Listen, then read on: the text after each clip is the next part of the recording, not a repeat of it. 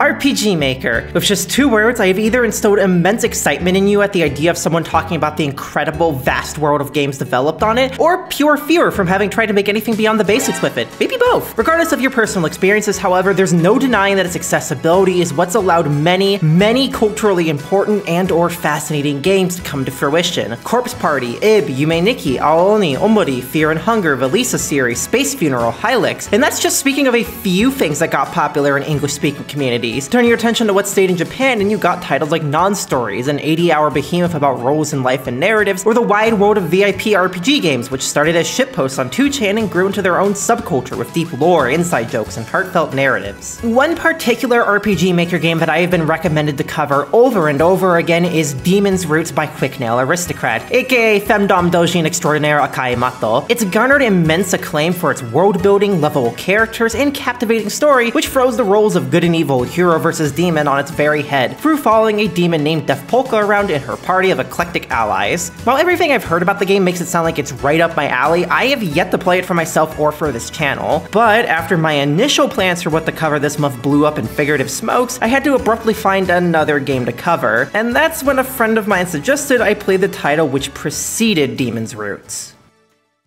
Before Miss Polka stormed her way into the hearts of RPG fans, there was 2016's King Exit, released first in Japanese for Windows PCs, with Korean and simplified Chinese translations following suit. There's also an English retranslation currently pending, but more on that later. While this wasn't his first RPG Maker title, that would be a quirky little game called Tenkaran RPG, the plans of that title pale in comparison to the incredible ambitions that King Exit had, which Mato somehow managed to see all the way through. To be totally clear, I'm not someone who's played a ton of RPGs. If you count Final Fantasy XIV as one game and not 6, only 5 of which I've played, then I can probably count the number of them I've finished or gotten most of the way through on 2 of my hands. So while I'm not going to say King Exit is the greatest RPG ever or the genre perfected, as I'm not nearly educated enough, and I think such a statement is kind of ridiculous anyways, it is everything I love about what I've played distilled into what feels like a long-lost PS1 era gem. I went into this expecting something that would be captivating and interesting, yet maybe not earth-shattering, but what I left with was something incredible, a story about the fallen hero Gale Luis, who saved humanity from a demonic force, and one day loses everything in a catastrophe, is falsely jailed, and is forced to build the resolve to escape prison with others, slowly unraveling a grand conspiracy that ties all the way back to her days as humanity's savior in a brutal 7-year-long war against the demons. It is an enthralling RPG with brilliant spins and twists about what it means to be a hero, how stories of war and adventure glorify the victors, what is right in the fight to protect our brutal and brittle world, what it means to rise from despair and fight for humanity, and what it means to be a king. It is all executed with gorgeous burning passion and indulgence for what the author loves, too, adding up to what I'd consider to be one of the most memorable gaming experiences I've had, period. It also has some very, very gay girls. To me, King Exit is an all-killer and no-filler JRPG masterpiece that deserves far more attention than its currently untranslated status has allowed it to receive, and it's a game that I hope I can convince even a few of you to try for yourselves. Just as I hope I can also convince you to check out the very cool place supporting this video, which just so happens to sell this game, DL Site. As someone who has been working in the game industry for almost a decade now, I'm very much an advocate for people being able to support the creators that they love. If it weren't for fans supporting cool folks, then there wouldn't be the incredible indie scene we have these days. But sometimes, it can be hard to figure out where to go to get that neat stuff, especially in the case of Japanese media. If you're not living in Japan and you're not fluent in Japanese, then it can seem impossible to get a hold of some of the independent and niche works from creators you love, while making sure your money goes to supporting their efforts. But this is exactly where DL Site comes in as one of the largest distributors of Japanese media on the internet, with a special focus on independent or doujin works, but they carry plenty of things from larger studios as well. You can find everything from relaxing ASMRs and creative indie manga to enticing RPG Maker works and thought-provoking visual novels, and so much more, like a ton of what I've covered. Whether you want to go straight to buy King Exit after this video, or have been watching my stuff for a while and been curious where you could get funky horror works like Sayonara Oshite or Kusari Hime, DL Site has you covered, and it's super easy to use. The site is available all over the world in multiple languages, with many individual works translated for ease of access. Once you find something you want to get, then all you gotta do is purchase points with your major credit card of choice, redeem them to your account, and hit the buy button. There are no hidden fees, no convoluted payment solutions, and you can rest easy knowing that your money is going right to the creators who make what you love. And as a special thanks just for being a viewer of this channel, DL Site has partnered with me to offer all of you 30% off any one item, not just the game I'm covering for this video. So if there's any ASMR you've been dying to listen to, games you've been wanting to play, books you've been wanting to read, or anything else they happen to have in that wide selection of nearly 500,000 works, then follow the link in the description to save a couple bucks. A big thanks goes once again to DL Site for supporting this channel. They have been a huge help in making my endeavors to spread the good word of Edogame possible, and I really could not be happier for their help, as they're one of the few companies trying to make indie Japanese media accessible for all. So if you are at all interested in what I cover in just Japanese media period, then I highly encourage you to check out that 30% coupon linked below and see what awaits you. But now it's time to explore the tale of a world in peril, a world that was saved, and a world that may never be the same again. Demons. Born from many sources and found in many myths, what ties them all together is their nature as beings of pure evil and destruction. And 7 years ago, that exact pure evil threatened the continent, saved only by the efforts of the great hero Gail Louise and her comrades, Vru, Bello, and Arvent, who fought valiantly to defeat the 7 apostles of the Demon King. Now she lives a peaceful life in her home country of Bohelos, adored as the woman who saved everyone.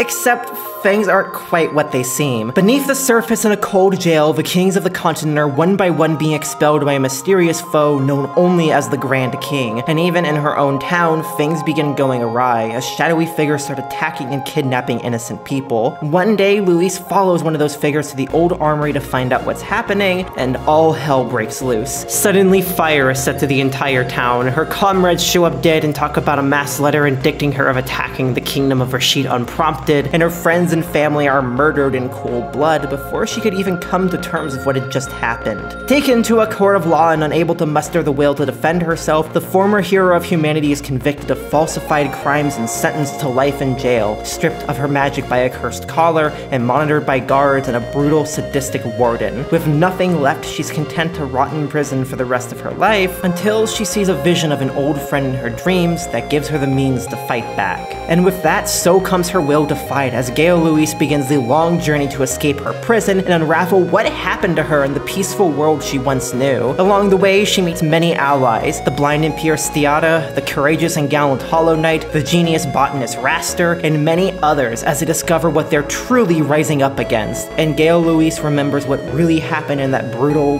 bloody, horrifying 7-year war that led to the atrocity which took everything from her now. Right from the very get-go, King Exit manages to be gripping and surprisingly good at throwing the player right into the thick of it all. Everything I just mentioned happens within the first hour or two of play, from the cold open showing kings we hardly know failing to escape prison, the Gail Louise's normal days crumbling as visions of the war in her past haunt her dreams, and everything is soon taken from her in the present. In a lot of ways, the world and cast of King Exit should feel right at home for anyone who's enjoyed any fantasy media released in around the last 100 years. You have the classic legendary hero and demon lord trope that Dragon Quest skyrocketed into pop culture notoriety, typical 4-man parties, swords and sorceries, fantastical potions, systems of magic and alchemy that work on varying principles, and all the other things that we've come to expect from our worlds of wizards and warlocks. But what makes King Exit special is the level of depth present. The world is full of little details that make everything feel huge. Item descriptions, props, NPCs, and subtle details in dialogue or disguised expositions on various workings of the world that make you actively want to explore and learn more. Because though it is all very familiar, there's twists and turns and human eccentricities abound that make it feel unique, and often keep a glimmer of hope throughout. Which is good because King Exit's environments and happenings are, on a grand scale, by no means light and fluffy. Though it never feels edgy for the sake of being adult, there's a constant feeling of oppression and despair that the characters are forced to fight through, and incredibly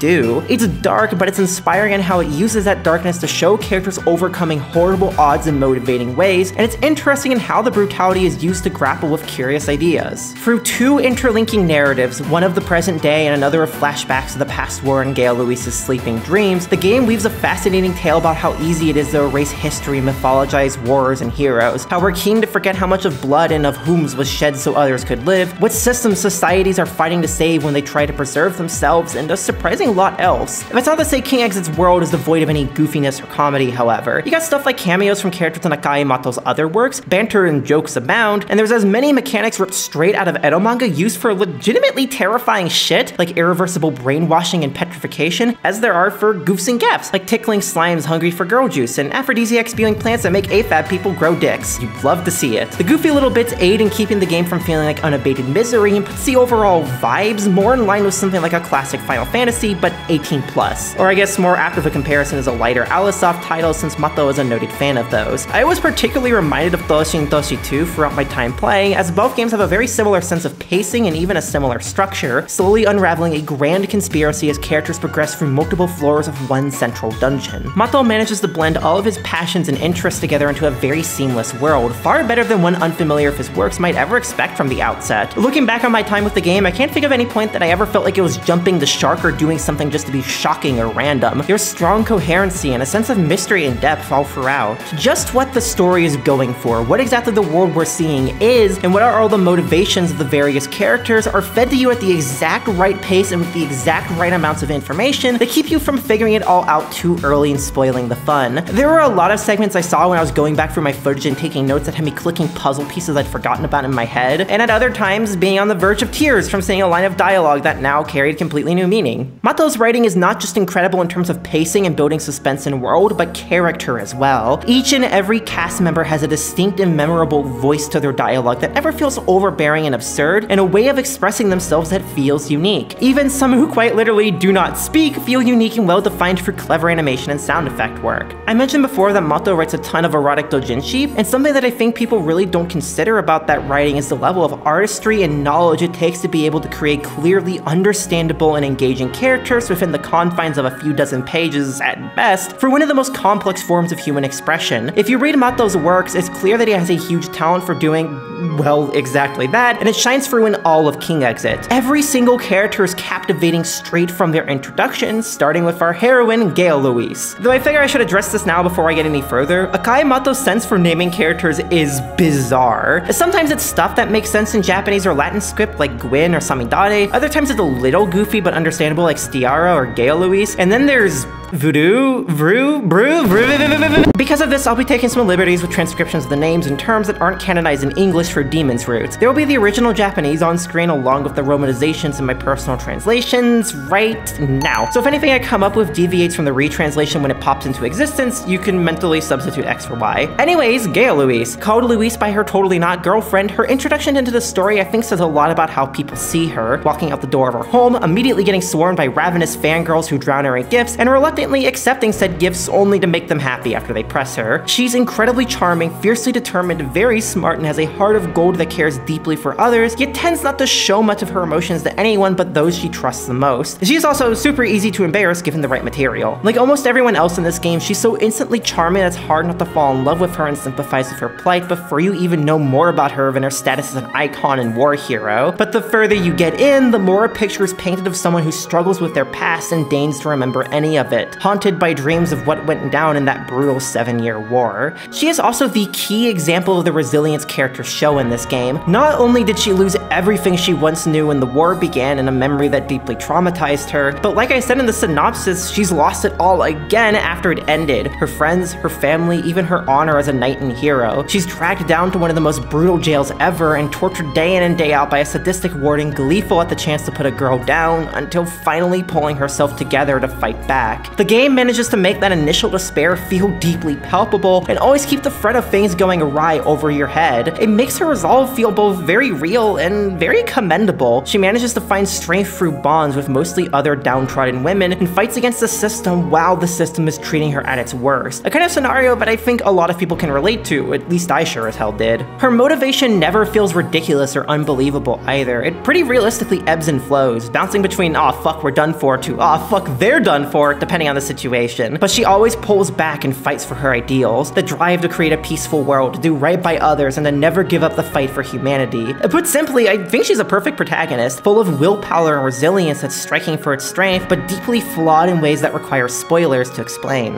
Alongside her in the past were her three comrades, the loving and determined cleric Rue, the brutal and rough fighter Arvent, and the snarky twink mage Bello with his group of disciples. The game initially sets things up like you're going to be fighting alongside them for the whole duration, as your first first real introduction to combat is in a dream sequence back in the 7 Years' War, but that's pretty quickly ripped away once the modern-day town is lit up like a demonic Christmas tree. Each of the following dream sequence gives a bit extra focus to one of the comrades while generally explicating on the others. By the end of the game, you have a very clear picture on just who they were, what they lost in the war, what they were fighting for, and what motivated them to keep going despite all the shit they went through, and they go through a lot. Together with them was also Gwyn, Louise's childhood friend and her greatest ally throughout her life. She's similar to her in willpower and resolve, but in general a far calmer person with a much more analytical mind. She's also the woman Louise meets in that dream in the prologue, teaching her the soul arts then and there, a form of magicless spells used by humanity when the demons took that ability away from them, which becomes Louise's form of spell casting throughout the game. Where exactly her character goes is something you really can't predict, but paints many seemingly normal moments in the game in a much more touching and or painful light once you have the foreknowledge. And even without that, she's got a really entertaining screen presence that's just as captivating as those who get far more time in the game overall. For instance, someone like Stiata, the first character Louise teams up with after her imprisonment, and a pure saintly holy woman who is imprisoned under charges of killing a priest. Regardless of her potential crimes, what's apparent from the get-go is that she's an incredibly sweet and caring person, willing to hear just about anyone out, and does her best to make others feel loved and cared for, seen very early on when she hears out Louise's problems and comforts her. The two very quickly form a tight-knit bond that lasts throughout the entire game, playing off each other's strengths and weaknesses in a way that is just so incredibly gay. Like, they don't call each other girlfriends, perhaps because there are more pressing matters than love blooming on the battlefield, but it is joked about and treated in a way that makes it feel like a literally everyone but you two knows romance, which is a pretty realistic lesbian romance. She is without a doubt my favorite character in the entire game, and one of the most creative takes I've seen on the tropes of a pure lady. Like, she is quite literally so pure that her mere presence is healing, and subsequently, that characteristic makes her feel like a perfect fit for the role of a holy mage, with spells centered around restoration and enemy debuffs for compassion. None of this stops her from having a paradoxically mischievous side though, regularly making dirty jokes and playing various gags on Louise just to flirt and or make her embarrassed. As hard as her and Louise are to beat, the rest of the cast sure does bat a million for it. You got the botanist Professor Raster, introduced early on as a charming middle-aged man with an incredibly cute love for plants, the caring and silent Hollow Knight, who can't speak and subsequently uses gestures and stompies to convey his emotions, and on a more villainous side, you have past figures like the Apostles who pose genuinely intimidating threats, and present figures like the Grand King. There is very little that can be said about them without going into full spoiler territory, as is the same with a lot of the other characters that appear throughout, but their mere presence is terrifying from the very beginning. Their actions appear cold and calculated, utterly brutal in their execution, but there's this sense of desperation to them which makes it all both even more uncomfortable yet engrossing, knowing that there's something more than a giant ego to whatever it is they're planning. They also have a lot of people working under them, many of which are just doing so to avoid being killed, which puts Louise in an interesting position as her resilience serves as a beacon of hope for them. Maybe,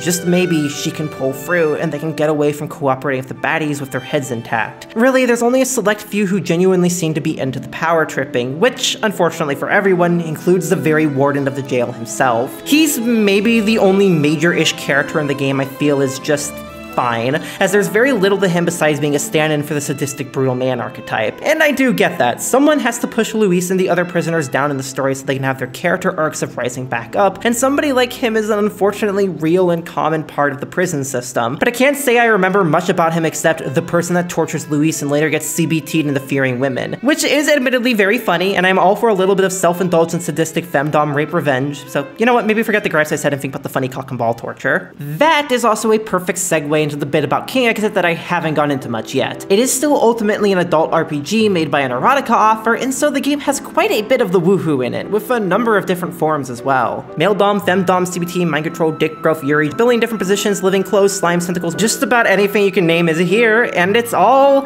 optional? Yeah, seriously, if you aren't into sex scenes in your games or you just feel like blitzing through the everything else, you can skip them all in favor of a summary of the bits that matter to the character and the plot, if there are any. Nothing stops you from viewing them later or even being selective with what you see, as you're given a brief description of what to expect from the scene and how hardcore it is before you can opt in or out into viewing. To get the bad of this approach out of the way, it does lead to very little to shacking having any importance to the plot, especially in the first half of the game. Some of it works to build a feeling of oppression or to show other sides of characters, but a lot of it is also just there to cater to a specific fetish. The sex for sex's sake is fine, I think, but it does feel a little disappointing knowing that there could have been more done. On the other hand, however, plot-irrelevant scenes are something that happens everywhere in eroge, as I've complained about many times on this channel, so this is hardly a gripe unique to King Exit. This feature just takes that baseline and makes it a non-problem, giving the individual player more power to craft their experience while keeping the core intact. If you do opt into seeing scenes, however, you can be guaranteed they're of solid quality. There's a very clear and distinct type of pervert passion here, where you can really tell Mattel enjoys writing erotica, even if their inclinations for hardcore fantasies may not be it for everyone. Personally, I wasn't into a lot of what was here, but the few things that matched up with my interests drove me through the roof. Also, and this may or may not be a positive depending on your perspective, the actual gameplay of King Exit has very little to do with the erotic elements. The adult RPG Maker games I've played or have been recommended try to weave the two parts tightly together, but the closest you get to that here is a few unique bad ends from falling in combat. Excepting those, it is all stock RPG Maker, baby. If you have played an RPG Maker VX game before, then you probably know what to expect here. Combat is turn-based, with each character having 3 meters: hit points for health, magic points for casting spells, and tactical points for character-specific arts, earned through actions and taking damage. For instance, since Louise has her magic locked away by the prisoner's collar, she uses soul skills that she learns throughout her dreams, while Raster uses his scientific talents to craft explosives and restorative potions. TP is also a requirement to perform most supers in the game, often needing 70 points or greater. Enemies come in a whole-wide buffet of shapes and sizes and cast about the same variety of things as you do. They got buffs and debuffs, healing abilities, multi and single target spells, elemental attacks that characters may be strong, weak, or neutral to, and some, such as bosses, even have their own special attacks which range from casting a flood of ailments to instant death. The flow of combat comes down to assessing threats, deciding whether to single or multi-target, what buffs and debuffs are necessary, and then rolling from there. Healing ailments and topping off health points is necessary to make it through to another day. So standard fare, there's enough party synergy to allow and require the player to make interesting tactical considerations during tough fights. Unfortunately, this game has very few tough fights. I probably died less than a dozen times throughout my entire playthrough, mostly due to the ridiculous generosity here. It drowns you in restorative items, and the healers have so much mana that you can effectively negate any damage taken in any turn. Plus, some skills are just absurdly OP, such as Hollow Knight's tank stances that draw aggro and give defensive buffs, or Stiata with her low-cost, high-restore full-party heal. Once you know your party and the enemy types, random encounters turn into a series of predictable button presses. Same with 75% of the boss fights, which are a little more of an endurance battles, where you find a pattern of commands and repeat until defeat, only broken up by the odd super on either end. Neither of these situations are bad or good to me, just very mind-numbing at points. Even if seeing a boss collapse into red transparency after 30 minutes of battling does give a big deposit of the old dopamine. Those few times where everything really comes together, though, are a big treat, challenging you to utilize your party to their absolute fullest. My personal favorite has to be the hidden cameo battle against Tenkaran. It's strenuous, it's unrelenting, and it keeps you on edge of a number of brutal attacks and close calls, which is exactly what I love in an RPG boss fight.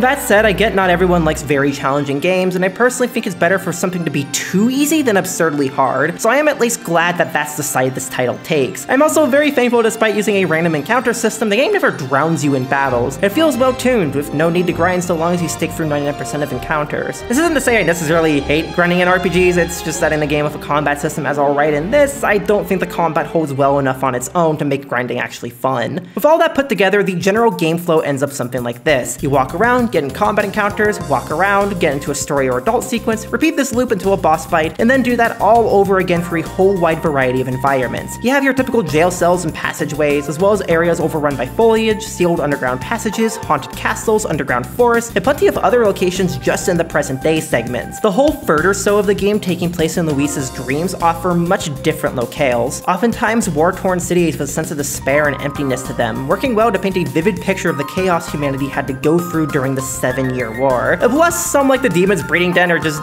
downright disturbing and feel like they're played with the exact amount of caution and care needed to avoid feeling like the game is just absurdly edgy. There's a real feeling of progression as you go through it all. The dream sequences are like going through progressively more broken down yet still familiar RPG town locales, while the present time reminds me a lot of the game I mentioned earlier, Toshin Toshi 2. Both have that same feeling of being one large dungeon, but with very distinct segments, brilliantly interconnected by hidden shortcuts, crossings, and hubs. The path forward is never hard to find, but it knows when to be clear and linear and when to straddle that fine line between making the player feel like they're at risk of getting lost and actually getting lost. There's plenty of rewards for exploring as well, in the form of hidden scenes and kinda but not really hidden items, usually some sort of equipment to boost character stats or a one-use item that is prohibitively expensive within the shops. Speaking of things that get used, art. King Exit's graphics are a mixture of stock assets and originals. For the former, pretty much all background objects, pixel art sprites, and enemy artworks are taken from freebie sites of the RPG Maker repository. If you've been around the block, then chances are there's a lot of stuff you're going to recognize here, which I personally don't have a problem with as it's all integrated well with what Mattel made himself. And that stuff is genuinely great. There's a lot of variety of the standing sprites for each of the characters, with multiple different poses, facial expressions, outfits, and more to keep things feeling properly alive and animated. It's maybe a notch below the average 2000s visual novel, but it's a very welcome addition for an RPG Maker title, as are all the various CGs placed throughout the game. Excluding adult scenes, there's just under 20 unique CGs to highlight key events, a pretty impressive count for a one-man job, and that's in addition to the roughly 40 unique adult CGs, many of which have multiple variations. It's a solid 1-to-3 ratio that doesn't feel overwhelming due to the game's length, the optionality of the adult content, and the placement of the CGs in general. There are some that when they showed up, I ended up bursting into tears from the sheer power of them paired with the dialogue. What ties it all together is Mato's genuinely very nice style. Having read some of his Edo manga long before I played this game, I knew what to expect, yet was still pleasantly surprised by it all. It's a little rough around the edges in a way that is super lovable, and way more than polished enough to look like a competent finished product. I especially love the character designs. They're so varied and charming. Shout out to my girl Stiata. However, as this is an RPG Maker VX game, it's limited to 640x40 resolution, though you can easily scale that up using freeware tools like Magpie with practically no frame rate hit. If that sentence makes you wonder why the game is running kinda choppy in this video, I was too, until I realized the capture software I'm using has been responsible for all my performance issues in recording for this channel, and RPG Maker sent it over the edge. Trust me when I say this game manages a solid 60 unless you're being dumb like me, and I've got a better setup for future videos now. The music also really surprised me with how well placed and utilized it is, especially given that it is all Creative Commons and pulls from a wide variety of artists, including Shade, famous for his contributions to many classic Alisoft soundtracks. His stuff is obviously amazing, though I like pretty much everything else here and the creativity of it. Funky Battle with a Spider? Sure, why not? Being all from mixed sources, however, there are a couple issues with the music that are a little bit distracting, at least for me as someone who's composed numerous game soundtracks. The most apparent is how inconsistent the quality of the music is. Not just in compression, though that's certainly a thing too, but in the instruments used. Some music tracks sound like they were composed in the 2010s with modern virtual instruments, while others sound like they were written in 1998 for a low-budget PS1 game, and yet others feel like they're smack dab in the middle of those two extremes. It's a mishmash, and maybe if you don't work with 3 decades of music hardware as a side gig, which I am available to hire for, by the way, I give good tailored music for good rates and I like working with fun developers, then these kinds of things might glide right past you. But personally, I sometimes got taken out of the experience a little when the deep fry dial was turned up or a composer went right back to the good old days of slowly dying dot matrix screens. It's fine enough though, and I wouldn't hold it as a negative against the game. Neither would I hold the sound effects against it because they're actually quite good. It's all stock anime SFX type of flair, but it very much captures that fantasy RPG type of vibe and can even be pretty satisfying in the case of special attacks and combat. Lastly, and I figure this kinda goes without saying, but there is no voice acting here. Some RPG Maker games have it, but King Exit falls in the grand majority without. If you're a fresh Japanese learner, that can certainly increase the difficulty of making sense of the game, but thankfully it uses little vocabulary that's not standard, and the few original words here are pretty comprehensible if you know the kanji or can look them up. I initially tried to play this game when I didn't have much experience, and I found that it took a while, but I understood it fine, and now that I understand Japanese pretty well, it just flew past me. If you don't know Japanese, Korean, or how to read simplified Chinese, however, then the good news is the game is in the process of being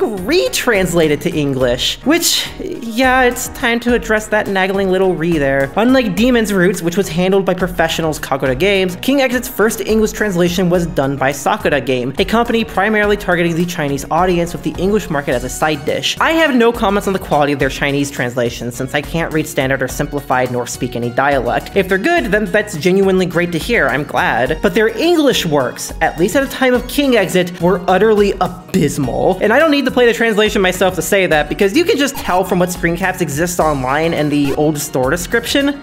What the fuck? Many character names are rendered wrong, even to a simple romanization. Everyone speaks in the exact same way. Sentences are grammatically broken and often absurdly formal. Punctuation is totally wrong. Terms are translated wrong. Verbiage and noun choices are nonsensical. It just reads bad, and you don't need to know Japanese to see that. Look, I do not like to rag on things people make. I ditched my original plan for this month's video despite it being a huge impact on my schedule and free time, exactly because I didn't want to talk about a game I disliked. I think those videos are actually probably my my worst. But Sakura Game really seems like they fucked over a lot of talented developers to make a few quick bucks, and I cannot express how glad I am that Matto made them pull it from Steam and severed the agreement. Do not even bother pirating this. It is not worth your time. Instead, you should wait for the good retranslation being slowly, carefully, and lovingly put together by someone that professional translator friends of mine trust, and therefore I trust. And if you do know one of the supported languages, then I urge you to buy this game and check it out ASAP, because truly, I think King Exit is one of the best gaming experiences I've had in a long time, and I think it's time to delve into spoilers so I can go into just why. From here on, I'll be talking about events past the halfway point of the game, where reveals start flooding in, themes become apparent, and the game is finally able to explore what it builds up from the very beginning. What it means to fight for humanity, fight for what our societies represented, how we forget the nature of war, and what it means to be king. After this Patreon break, of course, where I thank the donors who make this all possible, and shout out some cool folks that you should watch. Hello all and welcome to the Patreon segment, that time of the video where I give life and channel updates, shout out the cool folks that make this possible, and tell you about cool people and things that you should watch and check out. For life updates, well, things continue to be very busy here as I'm in the process of moving out of an Airbnb with my husband and into a new apartment with my husband. It's been a lot of time, money, and hard labor, but as I'm speaking this now, we're at the end of the process and everything's come together enough to make it a livable and really cozy place. Hopefully it should be most of the way furnished by the end of the month after we're back from visiting the US for a week and a half. Which, as a reminder, if you want to come and see me, play with some old computers, and maybe buy some games and other things, then I'm going to be at Ohio and Cleveland Gaming Classic from September 20th to 22nd as an assistant vendor. It's a fun show, so come and check it out if you can. I'll even autograph Eroge if you bring me a game and a Sharpie. As for the channel side of things, now is a good time to elaborate on that change of plans I mentioned earlier, I guess. This month was supposed to be a video on Carnival, the first game written by Sadaguchi Renya, an author that I haven't read anything from before. That turned out to be a massive mistake, as a lot of what seems to make that game interesting comes from being able to contrast it with his later titles like Musicus and Swan Song. I can't say I hated the game, but I also felt very exhausted in a bad way by the end of reading Scenario 1 of 3, which is supposedly most of the game and where it peaks. So I decided it was better to cut my losses and come back to it when I have the context to do a meaningful exploration and critique, rather than a 40-minute video of me just being frowny. Not only is that soul draining to make, I just don't like putting out deeply negative videos. I'd much rather spend the time talking about something I love, or at least had interesting things to say about. Which, for the record, such things would not be possible without the support that y'all on Patreon and Ko-fi continue to show me. As always, I am incredibly thankful for the ability to do this as a job with the leeway to, well, not make angry videos for the sake of meeting schedules and appeasing algorithms that like misery. That financial support makes it possible for me to stay afloat and move forward in life, improve equipment for the show, and so much more. So again, thank you all so much. And as always with this segment, I want to shout out cool people and things that have been suggested to me that I've run across and or are viewers of this channel. And if you'd also like a chance to be shouted out, then feel free to drop me a line via Patreon or Tumblr DMs or on Blue Sky. Not Twitter though, because I live in Brazil and Elon Musk is a little crybaby bitch who got it shut down here. But anyways, I'm always looking for cool new folks to shout out, or I guess folk or things singular this time, since there's a ton of Patreon questions to answer and I don't want half of this video to be this segment. But I promise it's a cool thing that deserves 2 slots, because it is the long-awaited Tsui no Sora Remake translation. I actually don't have a ton to say about this project myself, as I've yet to read the remake of TNS, but it is a game that I get asked a lot about covering due to the language barrier. So I think a lot of y'all are going to be excited to hear that Phantom099 and his team have crushed that barrier, and I have good word from trusted folks that it is quality stuff. Check it out if you get the chance, and I've read Subahibi, since that is apparently required reading. And now then, Patreon Q&As. There's quite a few good ones this month, and some that I apparently missed for a while, sorry about that, so let's jump straight in. Maddie is Mouse asked, have you heard of Fuga Melodies of Steel by CyberConnect 2? Yep, I played the first quarter of it, I believe. Ended up falling off because of being busy with life, but I really loved it, even if not quite as much as the other games in the same universe. Zero asked, out of all the visual novels you analyze, which would you recommend the most to play? If you know Japanese, cross-channel. If you don't know Japanese, White Album 2. Cypress asked, what started your interest in visual novels? I think I mentioned it in the Sex 2 video, but I stumbled onto them from somewhere somehow after I already got into anime thanks to YouTube rips of Tokyo Mew Mew and Cardcaptor Sakura. I don't really remember more specifics than that as I write this. I think I just like the pretty anime girls and pictures that stayed for the story. Emily Sai asked, nowadays, do you read some visual novels that don't turn into a video? If so, which ones did you play this year? I did not for a long time, but I managed to put the pieces together in my brain to be able to do so without it feeling like work, and currently I'm reading Subahibi. I do not plan to cover the game for a very long time because it inspires quite vibrant discussions that terrify me, but I'm loving it so far and just started Which Dreamed It. Haven't read any VNs casually besides that this year though. Callie Siplin asked, are there any pieces of art you go back to when you're feeling hopeless in a bad way? It's been a while since I felt like that, but from what I remember when I was, Dream Theater's second album was a big I'm sad and need motivation thing for me. Peter Tashar asked, you use a cropped image of the character Tanigawa Megami from Doki Doki Vacation cosplaying as Sherlock Holmes as your YouTube avatar. Is there any reason why this game isn't on your VN list to review? Also, how did you decide on Megami as your avatar? So question 1, I'm just not sure if the game has much I can say about it since it's, well, a PC98 dating adventure game not written by one of the genre giants of the time. It doesn't mean it's bad, probably just not super remarkable, but I would be happy to be proven wrong. And for question 2, I found an obscure PC98 Eregay heroine cosplaying as Sherlock Holmes is kind of the perfect encapsulation of the channel's vibes, right? Alrighty then, that all covered, it's time to wrap stuff up. And once again, a huge thank you goes to all the donors that make this possible. It's because of you that I'm living somewhere that I'm much happier and much more comfortable, which is a privilege I cannot be thankful enough for. And if you would like to help contribute to that so I can keep creating videos, as well as get your name on the side of the screen, see them early without the funny drinking guard bars, submit questions and games to cover, and see channel updates, then consider pledging monthly or one time via Ko-fi or Patreon. As little as $1 US a month gets you all that stuff, and you can opt to send one time via just Ko-fi to buy my husband and I a nice coffee or pizza. And if you'd rather not donate at all, that's totally fine. Just liking, commenting, subscribing, and sharing these videos around is a huge part of what makes them possible, and I am incredibly appreciative of any support in any form. There is no pressure at all to donate. So again, thank you everyone, and let's get back to the show.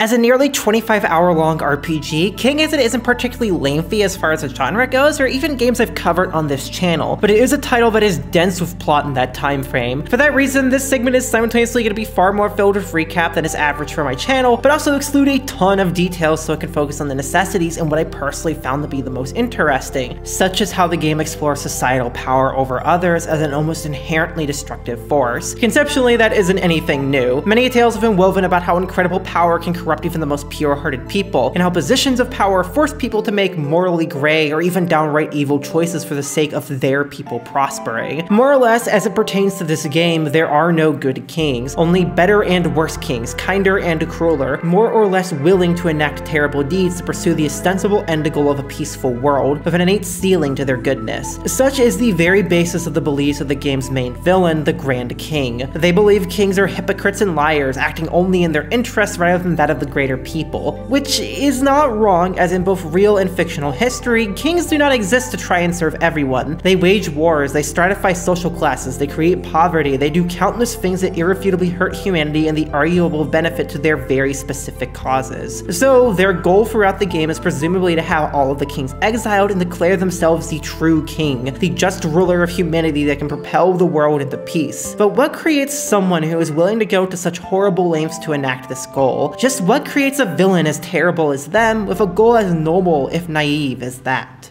This is the mystery which Louise attempts to solve along with her fellow inmates within the prison. At first, this is just the cute little blind holy lady Stiata cheering along from the sidelines. Her and Louise meet almost immediately after she breaks out of her cell using arts to clone a guard's key, though Stiata initially opts to stay behind, as her total blindness will put her at a major risk of getting hurt without the holy magic needed to alleviate it. But it's not long until she meets and tags along with the middle-aged botanist Raster, dons a suit of armor, and discovers a group of prison laborers with the king of Vulcan in their midst, a former war ally of Louise, who warns her that they best move with haste to escape, as the Grand King is continuing to put his plans to action. But unfortunately, the only way through the prison without getting caught is past a sealed passageway, connecting the prison directly to the cursed castle. Rumored to turn people and tortured souls into monsters, only few are lucky enough to have their humanity intact. And one of those happens to save Louise and Raster as they get cornered by plants, protecting a door sealed with holy magic that neither of them can cast. That lone savior happens to be the Hollow Knight, an inhabited empty suit of armor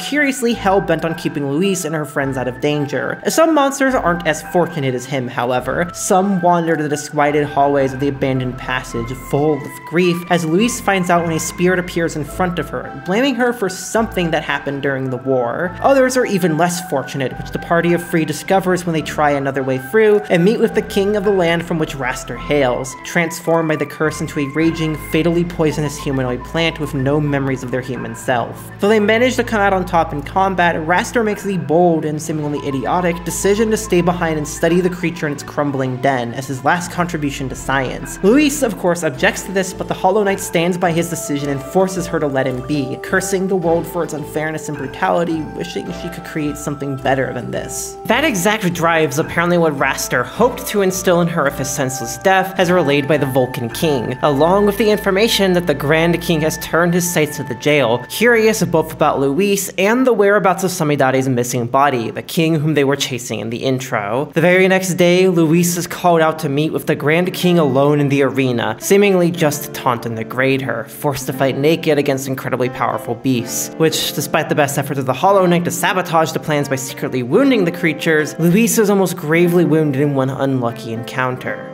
Alone in her cell again, writhing in agony, she sees a vision of Raster come by, followed by the Hollow Knight visiting the next day, who escorts her to where Raster had died, and she discovers the real reason for his decision. His sacrifice wasn't an entirely foolish one, but rather because he knew that the fatal poison of the plant could be used to create one last potion, one which allows someone to experience a mere flash of death, and subsequently would trigger the release of the magic inhibiting collar on a prisoner without killing them for good. Prisoners, like Stiata, who has the holy magic needed to open that as of now sealed door. Something I find fascinating about this moment is how many ways it builds on the heroic sacrifice trope. Initially, the game plays it straight with a form of the motivating death, leading you to believe Raster died only to ignite a spark in Luis. But that was nothing more than a disguise for his real goal of taking his life to save everyone else. A still extreme course of action that Luis herself criticizes, but does at least have reason and even gains further depth once the primary theme of the story reveals itself. This reveal also speaks a lot as to how Luis is seen by others and who Raster is as a person. I've not talked much about his character up to this point, but during the time he's around, he comes off as someone who is very endearingly eccentric about their interests, quite a bit of a pacifist, a fair bit timid, and cares a lot about others, and the way he goes out shows just how far his devotion to science goes, and to those he cares about. And for Luis, it really makes clear just how people perceive her, a kind, powerful, and strong leader who is a good woman of the people's worth dying for. It's a rosy and even potentially fatal view to have of her that people have held since he was a soldier leading other soldiers around, only growing stronger with that fame as a war hero and future prospects for being king. Before she can become that, however, she first has to escape, made possible for her electing to use Raster's potion on Stiata, thus allowing her to cast holy magic once again, which enables her to see and gain access to that locked gate in the underground passage. Said passage leads to a hidden laboratory, filled with equipment brought by people known as the Obads, basically people from our world who washed ashore to the continent and brought our knowledge with them.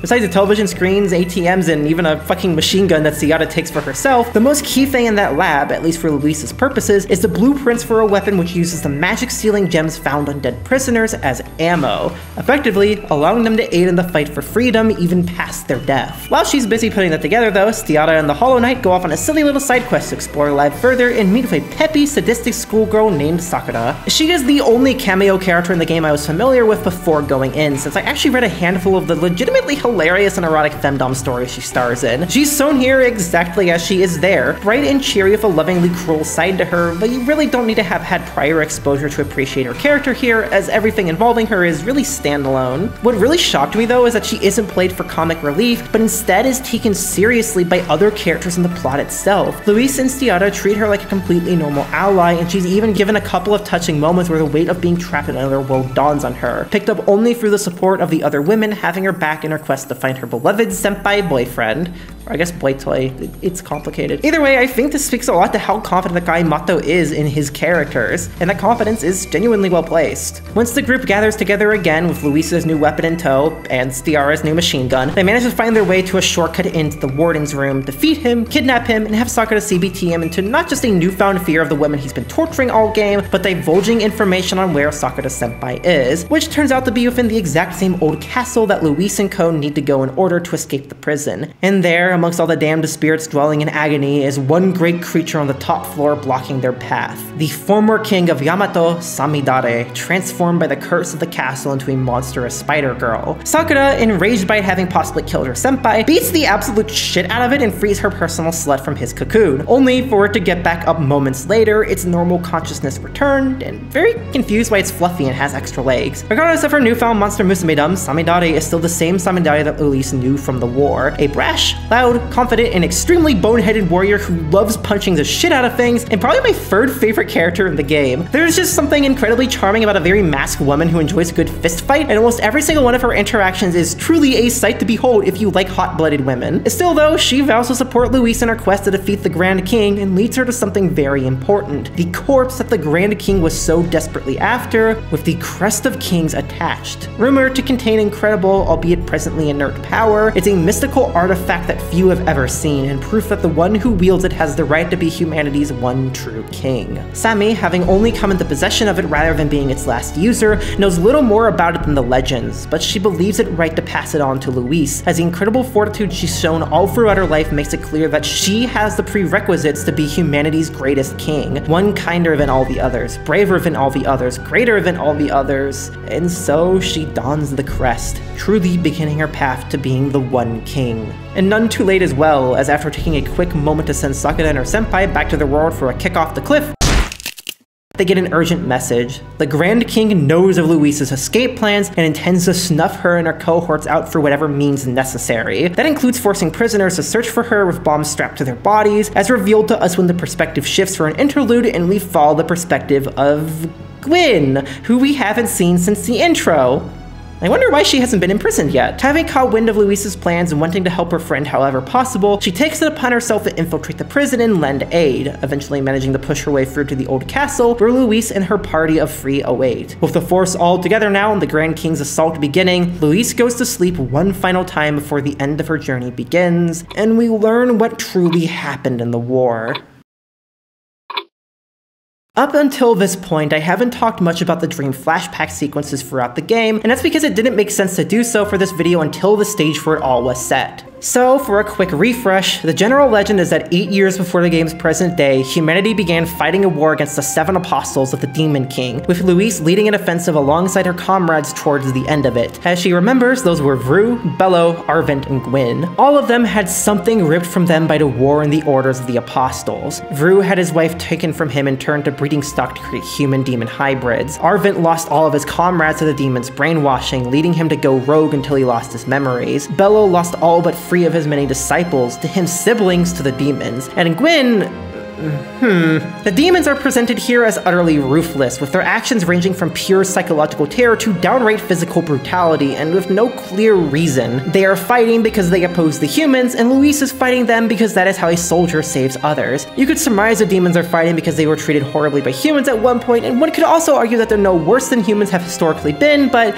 let's not get a whole game ahead of ourselves here. Still, according to these flashbacks, everyone overcame their struggles, defeated the apostles, and the war was ended thanks to their incredible efforts. Humanity was saved. It's an entertaining story of good and evil, but it's also quite simplistic and fantastical. The way we learn of it is through dreams after all, and dreams are not known to be reality. During all of these flashbacks, Luis gets a feeling that something isn't quite right, and much of that stems from the appearance of someone who should perhaps not be there. Gwyn. While she can't say for sure, and it sure seems true enough that Luis would have fought alongside her best friend, something about her presence there seems non-canon.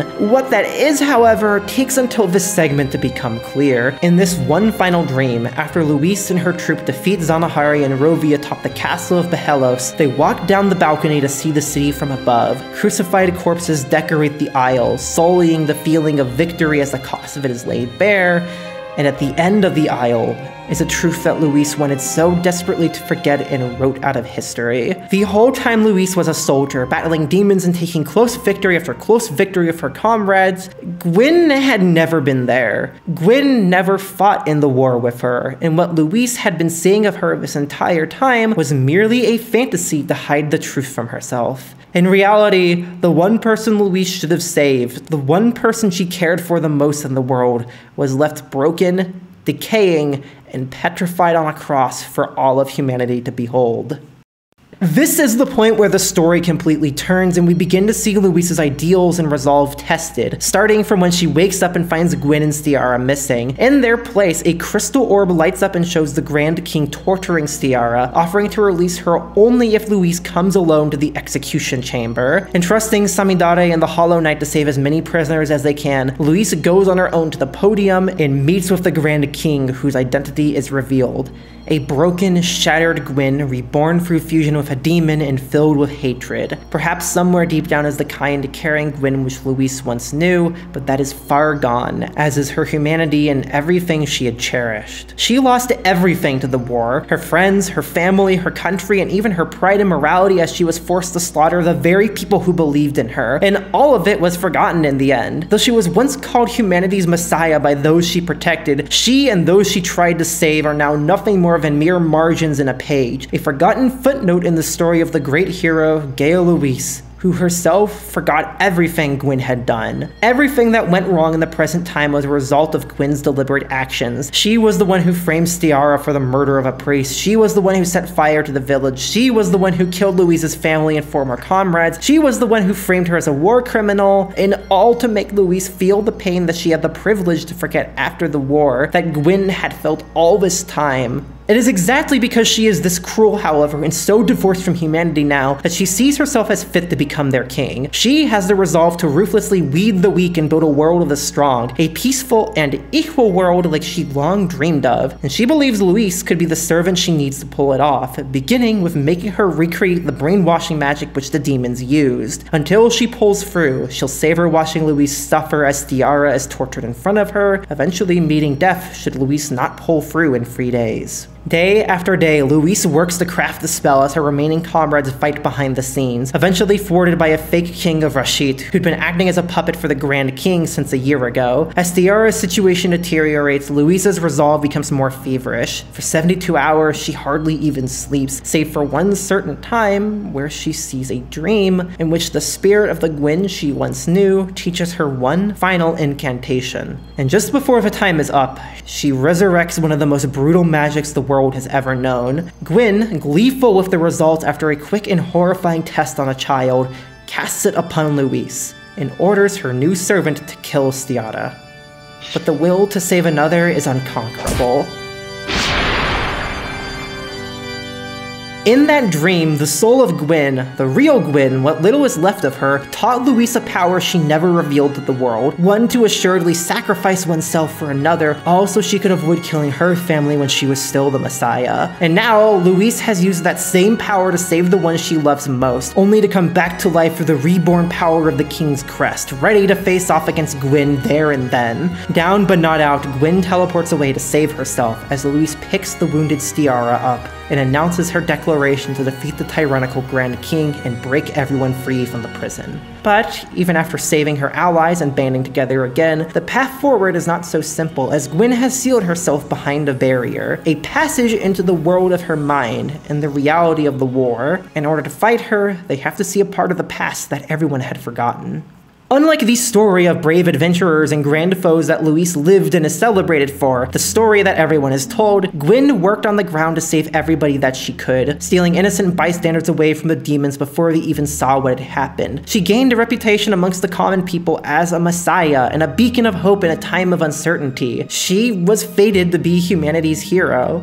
Except one day she was captured, broken through torture, and forced to fight alongside the demons, slaughtering friends and family and passerbys alike to instill fear in humans and tell them one thing: their savior is dead. Now, the humans had no hope. They had nothing as the demons trampled through villages, senselessly slaughtered all within, enslaved those they could, and took every hope they had away from them. As Louise and her party traverse Gwyn's memories, humanity's most celebrated war hero is forced to look back at everything she couldn't protect. Innocent villagers, brave soldiers, even her once best friend, gone to the wind, forgotten by all. All she can do is look on and apologize to those she considers to be the true heroes of the war. Those who stood their ground peacefully and died for it. This entire sequence is maybe the best and most harrowing in the game, as it puts the final nail in the coffin of the story we were initially told. This fantasy tale of a legendary hero saving the world from demons who'd ravaged the land and the people within, only further empowering the hero to do the right thing and fight a great evil. This is the story that so many tales of adventure have told and hit many of the same beats as Louise's story with, losing everything at the start, training to become stronger, finding comrades to battle with, adventuring through a ravaged world, proving the adversary's evilness, and finally, defeating the great evil to save the world. But what King Exit explores in this sequence and all throughout its duration is how those narratives grossly simplify the world around them and even the very events of said narratives. Entire mass genocides of people are reduced to optional dialogue and set dressing to teach you the villain is evil, traumatic endings must be trimmed down to happy endings, the systems that perpetuate the war are disregarded, and only one side can be treated as truly good. And we never question these things because they're all the norm. Everything here comes as a shock because the story forces us to see how there's an entire other side reduced to the margins of a page. Of course, a story isn't bad if it ignores these things. Stories have goals, and sometimes their goals aren't to talk about grand systems or horrors, but to give you a fun and simple tale to use as an escape from our world's complexity. That is completely fine. But what I think is interesting here is that through questioning just what we ignore in a standard RPG narrative, King Exit is able to explore how our own narratives of war and imperialism rely on these same exclusions in order to be accepted. This is something I am very well familiar with as someone who grew up in the US and lived there until earlier this year. Even as someone who wasn't in schooling and skipped the watered-down public ed version of US history, I was still taught incredibly simplified narratives of how the country's histories and wars went. We fought valiantly in World War II, we were forced into a tough spot in Vietnam, and we battled evil terrorists all throughout the 80s to the 2010s. As a kid, I was always a little confused why people had to fight each other, but I accepted that there were good and bad guys, and the good guys had to fight to keep us safe. They had to fight in order to protect our foundations, our systems of democracy and freedom, and our status as peacekeepers for the poor nations who couldn't protect themselves without Uncle Sam's backing. But if you're watching my videos, then chances are you already know what the US and other equally violent nations have been fighting to protect all this time. It is almost always systems of profiteering, oppression, and imperialism, which exist to benefit the favored classes and peoples while expelling those who do not meet the needs of its current rulers. These are the very same systems which Louise saved by fighting for humanity. Her noble goal of wanting to save others ultimately perpetuated corruptible systems of death and destruction which benefit those at the top. Those such as the kings which Gwyn despises, the kings whose inaction and poor actions led to the war going on for 7 years, the kings who swore to protect their people yet protected their royalty as soldiers and citizens alike were slaughtered en masse, the kings that the Grand King wishes to destroy.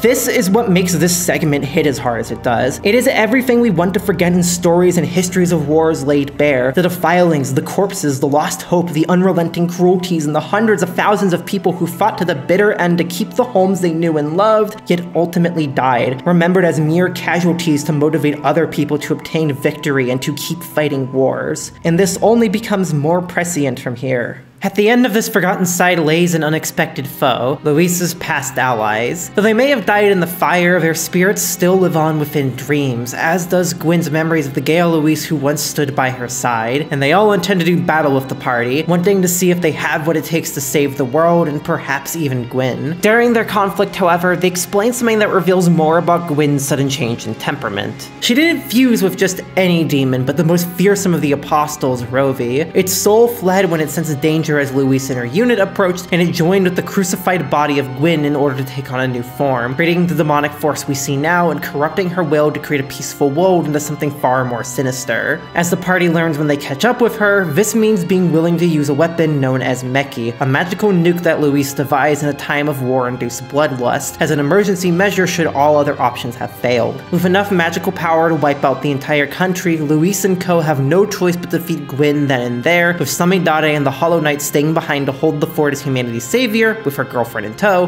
heading to stop Gwyn. Unfortunately, it's too late, as the weapon, in a form more grotesque than Louise had ever imagined, was completed, now utilizing the power of all who have died to bring those still living down with them. And once it goes off, almost the entire country is genocided in an instant, except for its handler, Louise through the power of the crest, and Stiara, as her having died briefly due to Raster's potion makes her an exception to the rules of the weapon. Using her magic, she hears out and heals the souls of the tortured dead one by one, rendering the weapon inert at the cost of taking all her energy, which proves to be her weakness, as Gwyn created a second of the weapon. Thus, with Louise unable to move a muscle and Stiara left without any power, Gwyn takes the one person who matters the most from Louise right in front of her eyes. Fueled with rage and pain, Louise uses the last of her strength to attack Gwyn, furious at her for abandoning her humanity and choosing the path of a monster who would gleefully slaughter others, something she believes could never save humanity. But Gwyn believes the opposite. Gwyn believes that humanity needs monsters to make change. It is the only way humanity can continue to exist. Unfortunately for her vision, however, the souls powering her original weapon are swayed by Stiara's goodness into fighting for the world. Even in death, humanity wants humanity to live, leading the two weapons to clash and ultimately destroy each other. With her strength regained, Louise is able to harness the power of the crest to call upon all those that died for this world, for her to become king and to defeat Gwyn, if perhaps only in the material world. For the crest's power, Louise is able to travel into the world of Rovi's consciousness, meeting with the real spirit of Gwyn once again, anguished at how it took her desire to save the world, her jealousy at Louise, and turned it into fuel for a corrupted vision of what it means to save humanity. But of course, Louise can't bring herself to hate Gwyn for what she did under the influence of a demon, and the two venture forth, with the spirits of all the other allies in tow, deep into the realm of the demon's mind. It is there that they defeat what's left of Rovi, eliminate the evil for good, and Louise is released back into the real world. Gazing out the balcony of the now empty castle, she declares that she will protect everyone's innocent wish for a peaceful world, and begins her long history as a ruler. Conflict after conflict, war after war, it is a long and painful 67 years that, at the end of it all, concludes with her becoming the Grand King. Finally, she accomplishes her dream of creating peace in the world and bringing back the one she loved most. The conclusion to King Exodus may be the very definition of bittersweet. On one hand, Louise really does it. Though it took until old age, she managed to create a peaceful kingdom as the one true king of the world. She did what everyone believed she could and even managed to bring back the one she treasured most to see it with her, a paradise for those within it. She became the kindest and greatest king humanity had ever known. But on the other, becoming a ruler meant that Louise had to become a type of monster. Not the same as Gwyn, who was willing to be far more brutal in her methods and acted without a hint of worry for morality or others, but Louise's 67-year rise from survivor to the one king was wrought with war, decades of conflict that took the lives of countless people, and all to create a world of law and order that is supposedly going to have everlasting peace. But isn't what Louise has created the same kind of world which led to all the atrocities we see throughout the game? Though she may be a kinder ruler, she is still a ruler, one who built her peace for war and employs presumably the same systems we saw corrupted all throughout the game. It's hard for me to believe that something built on these principles rather than true equality is anything but an empty, hollow piece that only defines itself as not war, to quote one of my favorite films. In a way, it makes how everyone has talked about Louise throughout the game kind of tragic. Louise has a genuinely good heart that's been led to doing dubious things by the circumstances she's in and the world she's had to fight for. What people see and believe in is that good heart, so fervently that they're willing to take their own lives to ensure she can prosper. We see someone like that as capable of being a pure, good leader, and certainly if that could exist, then Louise would be fit for it. But it can't. Being a leader means you will have to do abjectly horrible things for causes you can only justify as good. And in order to maintain that illusion of goodness, to maintain acceptance in society, you have to frame history and narratives in a way that's beneficial to your power, crossing facts with dreams and painting an incomplete story that no one will question, but a voiceless few who might not even survive to break the illusion. Maybe Louise's world hasn't reached that point yet as we peer into it from the ending, but it certainly will at some point. People will inevitably end up disadvantaged. People will inevitably end up revolting for just or unjust causes, leading to more and more death, and the systems of her government will fail in the same ways the ones of the past failed her. Such is the nature of power, to exert itself, to be threatened by greater power and either corrode through fighting over and over again, or fall and be replaced by something possibly far worse. And yet, I don't know what alternatives to these systems exist that can be put into place. Ultimately, I don't know what the solution for any of this is. I don't know if there's any one ideology or belief that can solve all of these problems, because the idea of hierarchical power is deeply ingrained into human society and history. Perhaps Gwyn is right. Perhaps humans, even the most pure-hearted of us, need to become monsters at times, and perhaps the cycle of unjust peace and just war is simply our nature. Maybe all we can ever hope for is there to be better monsters, or at least more honest ones. But I don't believe this, nor do I want to. I want to believe that these systems of the strong and the weak, the rulers and the ruled, are merely a trap that we've fallen into, rather than the final answer to humanity's coexistence. I want to believe that faith we put in those we trust, those we wish to fight for and protect, doesn't have to lead to this. I want to believe we can use that faith in others' goodness and powers, the faith that makes us believe the lie that rulers can be good, to create a world kinder to us all. It's something I find fascinating about Louise's story throughout her time as a prisoner, prisoner. She puts her faith into other people, and in turn, they put their faith into her. She and those she meets build bonds that even surpass death, fighting to ensure that those who lost their lives to our cruel systems can continue to battle even beyond the grave. She escapes for empowering others, and others empowering her. That, I believe, is the true path to peace. Solidarity, not rule. And regardless of how blind and aimless my faith in this may be, I will always hold on to that hope that we can build a world of solidarity, that we can find peace which survives without the blood of others, that we can stand alongside each other, remember the innate brutality of our world and the systems societies have employed, rather than treating each and every tragedy as an exception we can simply forget. Maybe this kind of hope is naive, but I want to stay true to those ideals without falling back on our status quo as the only way forward. As a final aside, there are some interesting things towards the end of the game that I haven't brought up. For one, the game features 2 alternate early New Game Plus endings that end the destruction at their very source through the power of the crest. A battle to save Gwyn before the disaster even occurs, and a battle against the very original Demon King, who slumbered for thousands of years. More curiously, however, after the final boss of the main game, Louise remarks to the rest of her party that if only they hadn't chosen violence, we, the demons and humans, could have coexisted peacefully. Huh. If only, right?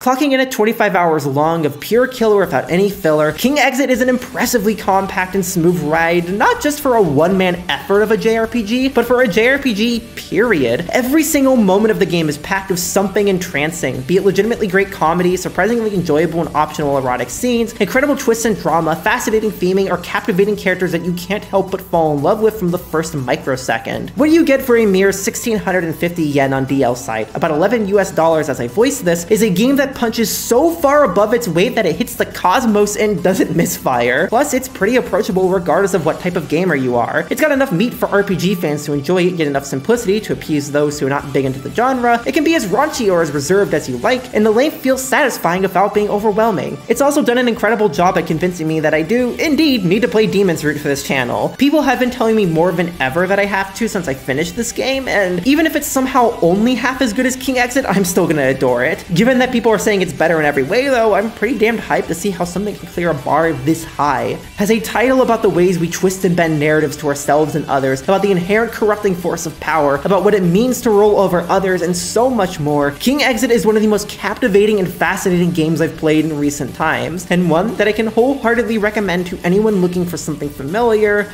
yet with a hell of a lot to say.